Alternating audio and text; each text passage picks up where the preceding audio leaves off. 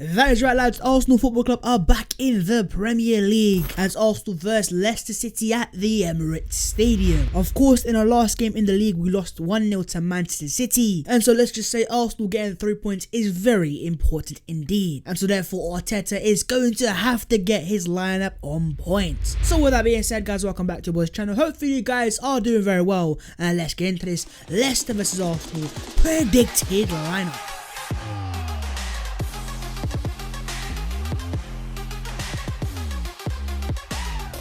Yo, what is on, guys? My name is Babs14 and welcome back to your boys' channel. As always, guys, before we get into the video, so much to go down there and drop a like on the video, and also do subscribe to the channel if you're new. We are closing in to 30,000 subscribers. It is massively appreciated. Get in the comments and let me know your thoughts, your predictions, and also your own personal predicted lineups. Follow my social media and subscribe to my group channel, The Offsiders. But with that being said, guys, enough of that chatting. Predicted lineup, the preview, the Premier League. Here we are, and here we go. Right, first things first. In terms of the formation, we're gonna go for a 4-3-3. Now listen, you man know already when it comes to the 4-3-3 and your boy, we have a bit of a connection. And in terms of the 5 at the back or the 3 at the back, I'm just not the biggest fan. And it's not because I just don't like the formation itself, it's because in terms of the principle of getting forwards, creating chances, playing expressive, entertaining football, the 5 at the back or the 3 at the back just does not work. And so in this game, I want to see attacking football, I want to see energy, I want to see passing, progressive football, and most importantly goals, and that's going to come with the 4-3-3 formation. Onto the goalkeeper is going to be Bernd Leno. I'm going to have to say it one more time,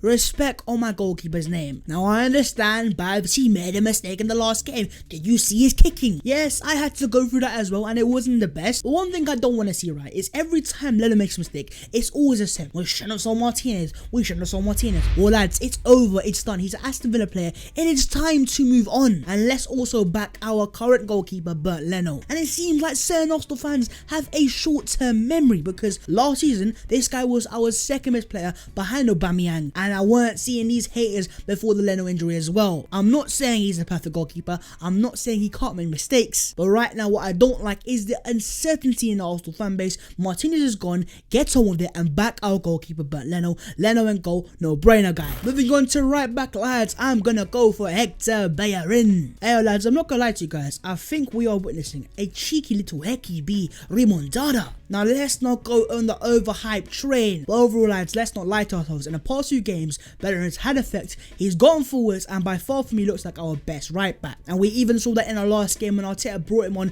for Cedric in the second half, and he had a massive effect, getting the assist for the Arsenal winning goal, and that is what you love to see. And in this game for me, this is a no-brainer. Yes, I love Fofty Ainsley Maitland-Niles, but it's clear to see that Arteta has Bellerin, and let's give credit where credit's due. Put the agendas to one side, my guys. He's doing well, let's praise him, and hopefully Bellerin can keep up his good form. Hecky B, you are starting. But lads, get in the comments and let me know your thoughts. Bellerin, Maitland-Niles, or even Cedric Suarez. Let me know your thoughts in the comments below. Moving on to the first right-sided centre back is going to be David Luiz. Now in terms of this one, I think this is very simple. David Luiz, dare I say, is in form, and so far he looks like a very solid partner for a man like Gabriel Magalhaes. In terms of experience, he has it there, and so far he has been very solid this season. I'm not saying the mistakes aren't there, we all know about them, but at the same time, let's give credit where credit is due. David Luiz is going to start. Now I can't lie, the prospect of Luiz against Vardy is a scary thing, but at the same time I do hold a bit more because of a certain partner he has, and let's move on to him. Left-sided centre back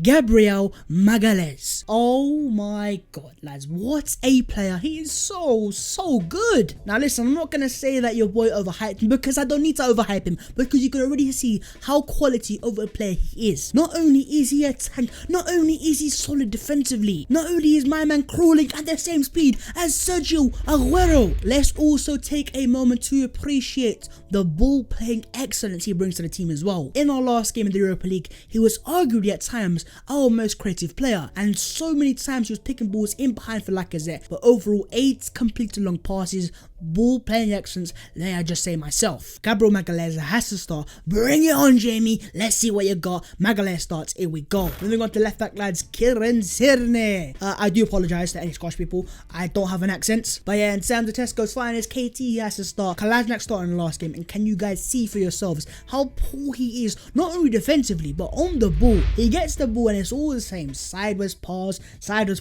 lose the ball, and sometimes he can't even take a simple touch. This guy is literally a bodyguard playing at left back, and I am good. We don't need that. And so hopefully man like KT can have a bit of a remontada and come back in this game stronger. Kieran Tierney has to start. It is a no-brainer. Moving on to the first midfielder in the midfield three, CDM, Granit Xhaka. Now this could be we could have a bit of a Partey in a specific position, but we're going to hold that for just 1 second and we're going to give Granit Xhaka this role instead. In terms of Xhaka, I have nothing against his ball playing ability. He can pass the ball, and you even saw that game against Man City. He has that penetrative pass, he can play balls behind, and that's what I want to see. One thing I will say Xhaka though is I want to see that ball move quicker. There are too many times in games where Arsenal is just too slow when it comes to transitioning that ball forwards, getting it into the final third. We just don't see it enough. And so Granit, I appreciate that you're a good passer, but let's get some forward passes and forget about this Siders FC for 1 second. Xhaka, central defensive midfielder. Now lads, right sided advanced midfielder, it is going to be Thomas Partey. Let the Partey commence. Of course, in the last game in the Europa League, we saw Partey start his first game for Arsenal, and let's just say it was a very solid debut. But overall in this game, I think if we're starting Xhaka as a deep line playmaker,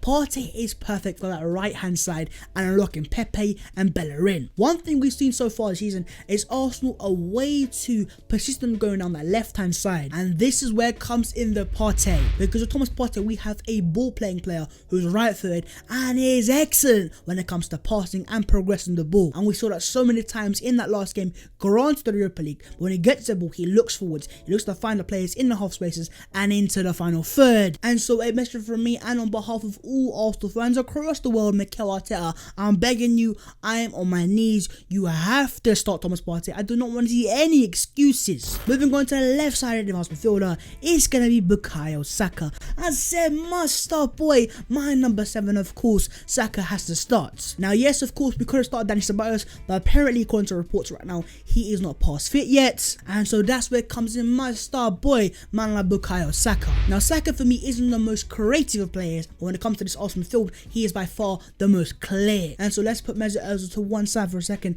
let him do his Twitter business, and Saka gets a few assists, and I'm sure every Arsenal fan will be quick to forget Arsene Wenger's man. Saka is over to you. I want some creativity, boy, I'm begging for it. But yeah, let's get a comment and let me know what would be your ideal midfield three, Xhaka, Partey, Saka for me, or just Ceballos or someone else. Let me know your thoughts in the comments below. Moving on to the front three, right winger, it's gonna be Nicolas Pepe. Now I understand guys, I am always the first guy to praise Pepe, to hype him up, Perez's Blood FC, but I think it's time we get a bit real. Nicolas Pepe after all is a player that Arsenal paid £72 million for, and overall if we are being brutally honest, have we seen that player consistent enough? No, we haven't. Yes, we've seen glimpses, yes, we've seen some top class performances, but overall I want a lot more consistency, Pepe. We know you have the caliber, the finish, the left foot, the excellence, but there's too many times in games where Pepe just doesn't take it seriously enough. I want to see a killer that we know it's in there. So Nicolas, I'm begging, put in a top class performance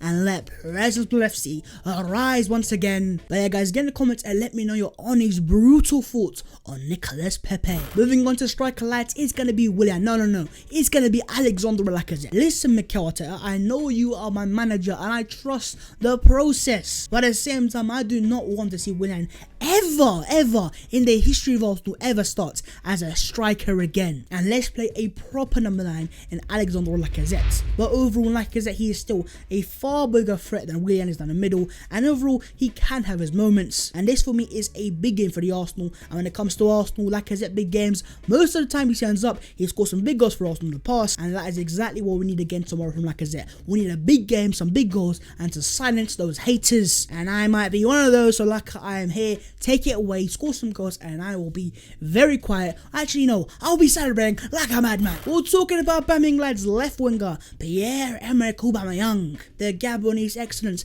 the Arsenal captain, the Arsenal go-to striker. Well, actually not striker, he's a left winger. Now when it comes to Aubameyang right now, there's a massive debate. Is he a striker or is he a left winger? And comments, feel free to get involved. Get in the comments and let me know your thoughts. What do you think is Aubameyang's best position? In terms of me, as much as I want to play him down the middle, it's clear to see Arteta is not going to do it. And overall, let's not lie to ourselves, Aubameyang has had success on the left hand side. After all, he did win the golden boot there, so he clearly can play there. And so what I want to see more from Aubameyang is get in the box, get in central areas, and overall take some more risks, bro. Right now it seems like he only scores goals when they're perfect, when they're tap-ins, or when, you know, the perfect pass is no bar. Sometimes just cut inside on your right foot and whip one in top bins, because we all know you have that in your locker. And overall, that's not just Aubameyang, that's the entire Arsenal team. I want to see far more risk taken. And so in this game, overall, I'm going to see attacking football, I'm going to see possession, and overall I want to see energy from the Arsenal players, create chances, score some goals, and entertain the Arsenal fan base, because we are begging for it. And so overall, guys, there you go. That is my final lineup. Let me know yours